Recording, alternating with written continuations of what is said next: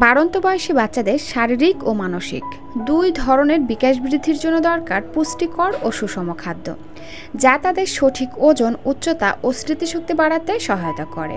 তো আজকের পর্বে তেমনই 3টি পুষ্টিকর, স্বাস্থ্যকর ও মজাদার খাবার রেসিপি নিয়ে হাজির হয়েছি। এই খাবার 3টি তৈরি করে আপনারা 10 মাস থেকে 10 বছর বয়সী বাচ্চাদেরকে সকালে, দুপুরে ও রাতের প্রধান খাবার হিসাবে দিতে পারবেন। খাবার 3টি খুবই সহজপাচ্য, বাচ্চারা খুব সহজে হজম করতে পারবে, সেই সাথে পর্যাপ্ত পুষ্টির চাহিদা পূরণ হবে এবং বাচ্চাদের দ্রুত ওজন বৃদ্ধি পাবে এবং স্মৃতিশক্তি বাড়াতে সহায়তা করবে। তো এখানে আর কথা না বাড়িয়ে চলে যাচ্ছি বাচ্চার সকালের নাস্তার আয়োজনে।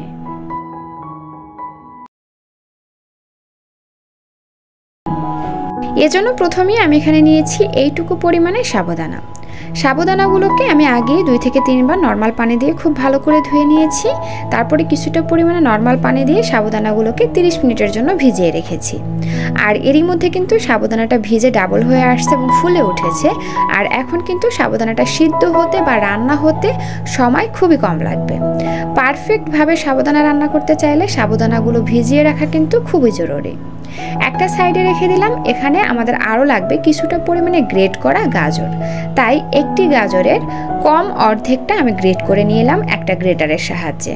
দর্শক, গাজর এমন একটি সবজি যেটা কিনা আপনারা বাচ্চাদেরকে 6 মাসের পর থেকেই দিতে পারবেন, আর সাবুদানাও বাচ্চাদেরকে 6 মাসের পর থেকেই খাওয়াতে পারবেন।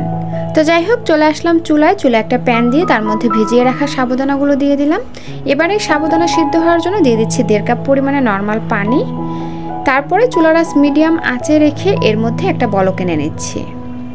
আর এই তো দেখুন, খাবারের মধ্যে কিন্তু বলক চলে এসেছে। এই পর্যায়ে আমরা গ্রেট করা গাজরগুলোকে দিয়ে দিব। দর্শক, গাজর কিন্তু ন্যাচারাল উপায়ে একটা কালারফুল সবজি। এটা দিলে খাবারটি ন্যাচারাল উপায়ে কালারফুল হয়ে যায়, আর কালারফুল খাবারগুলো কিন্তু বাচ্চারা খুব পছন্দ করে। এছাড়া গাজরের মধ্যে প্রচুর পরিমাণে ফাইবার রয়েছে, যেটা বাচ্চাদের কোষ্ঠকাঠিন্য সমস্যা দূর করবে। এছাড়া এটা বাচ্চাদের স্কিন, নখ, দাঁত, চোখ এগুলোও কিন্তু ভালো রাখতে সাহায্য করে। তো যাই হোক, এই যে দেখুন, গাজর দেওয়ার পরে কিন্তু আমি সাবুদানাগুলোকে নেড়ে চেড়ে ভালো করে রান্না করে নিচ্ছি, অর্থাৎ সিদ্ধ করে নিচ্ছি। আর আমি কিন্তু এখানে কোনো লবণ চিনি ব্যবহার করছি না। 1 বছরের নিচের বাচ্চাদের খাবারে লবণ চিনিটা স্কিপ করে যাবেন। 1 বছরের উপরে বাচ্চাদের ক্ষেত্রে আপনারা এখানে স্বাদ অনুযায়ী লবণ অথবা একটু তাল মিশ্রি যুক্ত করতে পারেন খাবারের টেস্ট বাড়ানোর জন্য। তো যাই হোক, এখানে কিন্তু আমাদের সাবুদানাটা খুব ভালো করে সিদ্ধ হয়ে গেছে এবং এর ঘনত্বটাও অনেকটা ঘন হয়ে এসেছে। এই পর্যায়ে খাবারটি আরেকটু পুষ্টিকর ও মজাদার করার জন্য আমি এর মধ্যে দিয়ে দিচ্ছি এইটুকু পরিমাণে বাদাম গুঁড়া। এখানে কাঠবাদাম আর কাজু বাদামটা গুঁড়া করে নিয়েছি। 8 মাসের পর থেকে কিন্তু আপনারা এই সাবুদানার মধ্যে বাদাম গুঁড়াটা যুক্ত করতে পারবেন। আর যদি আপনারা তাল মিশ্রি অথবা চিনি দিতে না চান, সেই ক্ষেত্রে কিন্তু আপনারা এই পর্যায়ে 1টা বা 2টা খেজুর একটু চটকে পিউরি তৈরি করে এই খাবারের মধ্যে যুক্ত করতে পারেন মিষ্টি স্বাদের জন্য। আর খাবারটি যাতে ক্যালোরি বহুল হয়, এজন্য কিন্তু আমরা এখানে খুবই সামান্য পরিমাণে ঘি ব্যবহার করেছি। আর 6 মাসের পর থেকেই কিন্তু আপনারা বাচ্চাদের খাদ্য তালিকায় একটু একটু করে ঘি যুক্ত করতে পারবেন। তো যাই হোক, নেড়ে চেড়ে প্রতিটি উপকরণ খুব ভালো করে মিশিয়ে নিচ্ছি। যারা এই খাবারের মধ্যে ফর্মুলা দুধ যুক্ত করতে চান, তারা কিন্তু এই খাবারটি আরও একটু ঘন করে চুলা থেকে নামিয়ে নেবেন। দেন খাবারটি ঠান্ডা হয়ে গেলে বাচ্চাকে যেভাবে ফর্মুলা দুধ গুলে খাওয়ান, সেভাবেই খাবারের মধ্যে একটু দিয়ে ভালো করে নেড়ে চেড়ে মিশিয়েই বাচ্চাকে খাওয়াতে পারবেন। আর 1 বছরের উপরে বাচ্চাদের ক্ষেত্রে আপনারা চাইলে কিন্তু নর্মাল পানির পরিবর্তে গরুর দুধ দিয়ে সাবুদানাটা রান্না করতে পারেন। প্রতিটা স্টেপ একই থাকবে, জাস্ট গরুর দুধটা ব্যবহার করবেন নর্মাল পানির পরিবর্তে। তো যাই হোক, এই তো এখন কিন্তু বাচ্চাকে খাওয়ানোর জন্য একদম রেডি। তো প্রথমে আমি এখানে আগেই ছোট ছোট করে কেটে নেওয়া 3-4 ধরনের সবজি নিয়ে নিচ্ছি। আমি এখানে সবজি হিসাবে নিয়েছি মিষ্টি কুমড়া, ফুলকপি আর সিম। এখন যেহেতু শীতকাল, তাই বাজারে অনেক ফ্রেশ সবজি পাওয়া যায়। আপনি আপনার পছন্দ মতন যে কোনো ধরনের সবজি এখানে নিতে পারেন। সবজিগুলোকে ধুয়ে যে হাঁড়িতে রান্না করব সেই হাঁড়িতে নিয়ে নিলাম। সুন্দর একটা ফ্লেভারের জন্য দিয়ে দিলাম 2টি ছোট সাইজের তেজপাতা, 2টি এলাচ আর 2 টুকরা দারুচিনি। একটি মিডিয়াম সাইজের পেঁয়াজ কুচি দিয়ে দিলাম। দিয়ে দিচ্ছি এখানে সামান্য একটু হলুদ গুঁড়া। এখানে 1/2 চা চামচেরও কম পরিমাণে হলুদ গুঁড়া ব্যবহার করেছি এবং সম পরিমাণে জিরার গুঁড়া দিয়ে দিলাম। সম পরিমাণে আদা এবং রসুন পেস্ট দিয়ে দিলাম। আর দিয়ে দিচ্ছি এখানে রান্নার তেল। আমি এখানে সরিষার তেল ব্যবহার করেছি, আপনারা চাইলে কিন্তু সয়াবিন তেলটাও ব্যবহার করতে পারেন। সেই সাথে দিয়ে দিলাম হালকা একটু ঝালের জন্য একটি কাঁচামরিচ। আপনারা কিন্তু কাঁচামরিচের পরিবর্তে চাইলে কিন্তু এখানে গোলমরিচের গুঁড়াটাও ব্যবহার করতে পারেন। তারপরে হচ্ছে হাত দিয়ে সবজিগুলোকে খুব ভালো করে মেখে নিচ্ছি। আর দর্শক, আমি কিন্তু এখানে লবণ ব্যবহার করেছিলাম পরে, এখন আমার আসলে ক্যামেরাটা অন থাকতে লবণটা দিতে আমি ভুলে গিয়েছিলাম, তো পরে আমি লবণটা এখানে দিয়ে দিয়েছি। তো যাই হোক, এই তো ভালো করে মেখে নিয়েছি। এবার এটাকে নিয়ে চলে যাচ্ছি চুলায়। চুলার আঁচ মিডিয়াম আঁচে রেখে এবার এই সবজিগুলোকে একটা ঢাকনা দিয়ে ঢেকে ভালো করে রান্না করে নেব। এর মধ্যে এক্সট্রা কোনো পানি ব্যবহার করব না। সবজি থেকে যে পানিটা বের হবে তাতেই কিন্তু এই সবজিটা সিদ্ধ হয়ে যাবে। জাস্ট ঢাকনা দিয়ে ঢেকে দিব এবং ঘন ঘনে ঢাকনাটা তুলে আমরা এটাকে নেড়ে চেড়ে দিব, যাতে সবজিটা লেগে না যায় বা পুড়ে না যায়, সেদিকটা লক্ষ্য রাখতে হবে। তাই তো ঢাকনা দিয়ে ঢেকে ঢেকে আমি এগুলোকে কিন্তু খুব ভালো করে সিদ্ধ করে নিয়েছি। আর এই যে দেখুন, সবজিগুলো কিন্তু একদম সিদ্ধ হয়ে গেছে। এই পর্যায়ে আমি এখানে সবজি থেকে মরিচটা তুলে নিচ্ছি, তারপর এর মধ্যে দিয়ে দিচ্ছি পরিমাণ অনুযায়ী ভাত। দর্শক, আমি এই ভাতটা কিন্তু আগেই আমি রান্না করে নিয়েছি। আপনারা চাইলে নর্মালি যেভাবে সবার জন্য ভাত রান্না করেন সেই ভাতটা এখানে দিতে পারেন, তবে আমি কিন্তু এই ভাতটা বাচ্চার জন্যই একটু নরম করে রান্না করে নিয়েছি। আর এতে করে হবে কি, আপনার সময়টাও অনেকটা বেঁচে যাবে আর সবজির পুষ্টিগুণটাও কিন্তু অনেকটা থেকে যাবে। কারণ সবজি যত জাল করা হবে, যত পানি দিয়ে রান্না করা হবে, তার পুষ্টিগুণ কিন্তু তত কমতে থাকবে। তো আমরা কিন্তু সবজিটা অল্প আছে পানি ছাড়াই আমরা এটাকে সিদ্ধ করে নিয়েছি, তাই পুষ্টিগুণটাও কিন্তু অনেকটা রয়ে গেছে। তবে একথাও ঠিক, রান্নার মাধ্যমে যে কোনো খাবার তার পুষ্টিগুণ হারায়, তবে কিছু সিস্টেম আছে যেগুলো মেনটেন করলে আপনার পুষ্টিগুণটা কিন্তু অনেকটা অক্ষত থেকে যায়। তো যাই হোক, এখন হচ্ছে ঢাকনা দিয়ে ঢেকে আমি এগুলোকে আরও 4-5 মিনিটের মতন রান্না করে নিব। 5 মিনিট পরে ফিরে আসলাম। এখন ঢাকনাটি তুলে আমি এর মধ্যে দিয়ে দিচ্ছি এইটুকু পরিমাণে জিরার গুঁড়া। জিরার গুঁড়া দিলে খাবারে যেমন একটা সুন্দর ফ্লেভার আসবে, তেমনি কিন্তু অনেকটা টেস্টও বাড়বে। তো যাই হোক, জিরার গুঁড়া দিয়ে আবারও নেড়েচেড়ে খুব ভালো করে মিশিয়ে নিলাম। এবার একটা আলু ম্যাশারের সাহায্যে খাবারটি একটু হালকা দানাদার করে ম্যাশ করে নেব। তবে আপনার বাচ্চা কীরকমের খাবার খেয়ে অভ্যস্ত সেটা বুঝে আপনি আপনার বাচ্চার জন্য খাবারটি ম্যাশ করবেন।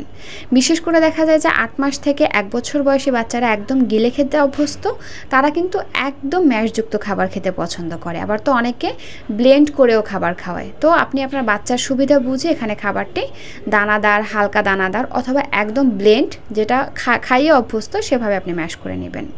তো এই তো আমি এরকমের অবস্থায় এখন চুলা থেকে নামিয়ে নিচ্ছি। জন্য আমরা এখানে নিয়েছি এরকম মিডিয়াম সাইজের একটি ভালো পাকা দেখে টমেটোটাকে খুব ভালো করে ধুয়ে নিয়েছি। এবার ছুরির সাহায্যে টমেটোটাকে ছোট আর পাতলা পাতলা করে কেটে নিচ্ছি। টমেটোতে থাকা ডায়েটারি ফাইবার বাচ্চাদের হজম শক্তি উন্নতি করতে সাহায্য করে এবং কোষ্ঠকাঠিন্য সমস্যা দূর করে। এতে থাকা ভিটামিন সি এবং পটাশিয়াম বাচ্চাদের শরীরে রোগ প্রতিরোধ ক্ষমতা বৃদ্ধি করে। এছাড়া টমেটোতে থাকা পুষ্টিগুণ বাচ্চাদের ত্বক মসৃণ ও উজ্জ্বল রাখতে সাহায্য করে। তাই এখন শীতের সময় অবশ্যই বাচ্চাদেরকে টাটকা টমেটো খাওয়ানোর চেষ্টা করবেন। টমেটোটাকে কেটে একটা সাইডে রেখে দিলাম। তারপরে 2 কোয়া রসুন একদম কুচি করে কেটে নিচ্ছি। দর্শক, রসুনের পুষ্টি ও উপকারিতা সম্পর্কে নতুন করে বলার কিছু নাই। এটা বাচ্চাদের সর্দি কাশি প্রতিরোধে যেমন সাহায্য করে, তেমনি রোগ প্রতিরোধ ক্ষমতা বৃদ্ধিতেও সহায়তা করে। তো যাই হোক, এরপরে হচ্ছে আমি এখানে একটি মুরগির ডিম নিয়ে নিলাম। ডিমটাকে একটা চামচের সাহায্যে খুব ভালো করে ফেটিয়ে নিচ্ছি।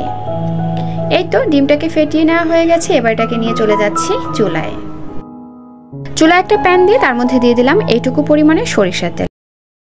সরিষার তেলের মধ্যে রসুনটা দিয়ে রসুনটাকে হালকা বাদামি করে ভেজে নিয়েছি। এবার এর মধ্যে টমেটোগুলোকে দিয়ে দিচ্ছি। তারপর নেড়ে চেড়ে ভালো করে মিশিয়ে নিয়ে একটা ঢাকনা দিয়ে ঢেকে টমেটোটাকে ভালো করে সিদ্ধ করে নিচ্ছি।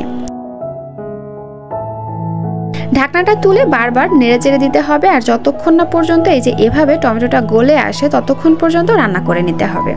তো যাই হোক, এই যে দেখুন টমেটোটা কিন্তু খুব ভালো করে গলে এসেছে। এই পর্যায়ে আমি এর মধ্যে দিয়ে দিলাম স্বাদ অনুযায়ী লবণ।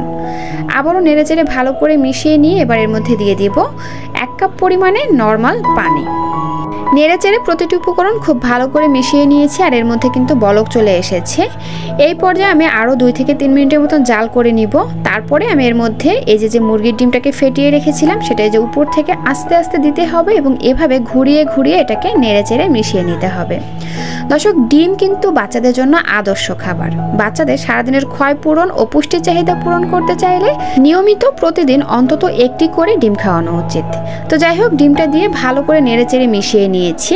এবার স্যুপের ঘনত্ব ঠিক রাখার জন্য এর মধ্যে দিয়ে দেব কর্নফ্লাওয়ার। কর্নফ্লাওয়ারটা সরাসরি দেওয়া যাবে না, এখানে আমরা কিছুটা পরিমাণে পানির মধ্যে কর্নফ্লাওয়ার গুলে নেব। আমি এখানে 1 চা চামচেরও কম পরিমাণে কর্নফ্লাওয়ার নিয়েছি। এবার এর মধ্যে কিছুটা পরিমাণে নর্মাল পানি দিয়ে দিচ্ছি। তারপরে নেড়েচেড়ে ভালো করে কর্নফ্লাওয়ারটা পানির সঙ্গে মিশিয়ে নেব। দর্শক, আপনারা কিন্তু এখানে কর্নফ্লাওয়ারের পরিবর্তে আটা, ময়দা অথবা চালের গুঁড়াও ব্যবহার করতে পারেন, অথবা চাইলে কিন্তু আপনারা এখানে ওটসের গুঁড়াও নিতে পারেন। তো যাই হোক, কর্নফ্লাওয়ারটা স্যুপের মধ্যে দিয়ে দিলাম। তারপরে আবারও নেড়েচেড়ে ভালো করে মিশিয়ে নেব। মিশিয়ে নেওয়া হয়ে গেলে এটাকে আমি আরও 1 থেকে 2 মিনিটের মতন জাল করে নেব। আপনাদের কাছে যদি মনে হয় যে ডিমটা একটু দলা পেকে গেছে, তাহলে এই যে এভাবে একটু চেপে চেপে দিবেন অথবা একটা ডাল ঘুটনির সাহায্যে একটু ঘুটে দিবেন। বাচ্চা যেভাবে খেতে পারে অর্থাৎ সেভাবে আপনি স্যুপটা বাচ্চার জন্য রেডি করবেন। তো যাই হোক, স্যুপটাকে 2 থেকে 3 মিনিটের মতো জাল করে নিয়েছি। এই পর্যায়ে আমি এর মধ্যে এইটুকু পরিমাণে গোলমরিচের গুঁড়া দিয়ে দিচ্ছি।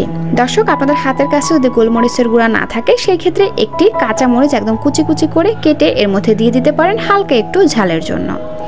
গোলমরিচের মধ্যেও কিন্তু অনেক উপকারিতা রয়েছে, বিশেষ করে সর্দি কাশি প্রতিরোধ করার জন্য। তো যাই হোক, এবার এর মধ্যে আমি সুন্দর একটা ফ্লেভারের জন্য দিয়ে দিচ্ছি 2-3টা ধনে পাতা। ধনে পাতাটাকে একদম কুচি কুচি করে কেটে দিয়ে দিচ্ছি। তারপরে আমি আরও 1 থেকে 2 মিনিটের মতন জাল করে আমি চুলা থেকে নামিয়ে নিচ্ছি। আর এই তো তৈরি হয়ে গেল বাচ্চাদের জন্য দারুণ মজার, পুষ্টিগুণে ভরপুর এবং ভিটামিন সি সমৃদ্ধ স্যুপ রেসিপি। বাচ্চাকে খাওয়ানোর আগে 2-3 ফোঁটা লেবুর রস যুক্ত করে দিবেন, এতে করে বাচ্চাদের শরীরে আরও ভিটামিন সি এর চাহিদা পূরণ হয়ে যাবে। সেই সাথে স্যুপটা খেতেও কিন্তু অনেকটা টেস্টি হয়ে যাবে। তো দর্শক, এই ছিল আমার আজকের আয়োজন। ভিডিওটি ভালো লাগলে প্লিজ একটি লাইক দিবেন, যাওয়ার আগে সুন্দর একটা কমেন্ট করে যাবেন এবং চ্যানেলে নতুন হয়ে থাকলে আমার চ্যানেলটি সাবস্ক্রাইব করে বন্ধু হয়ে পাশে থাকবেন। আল্লাহ হাফেজ।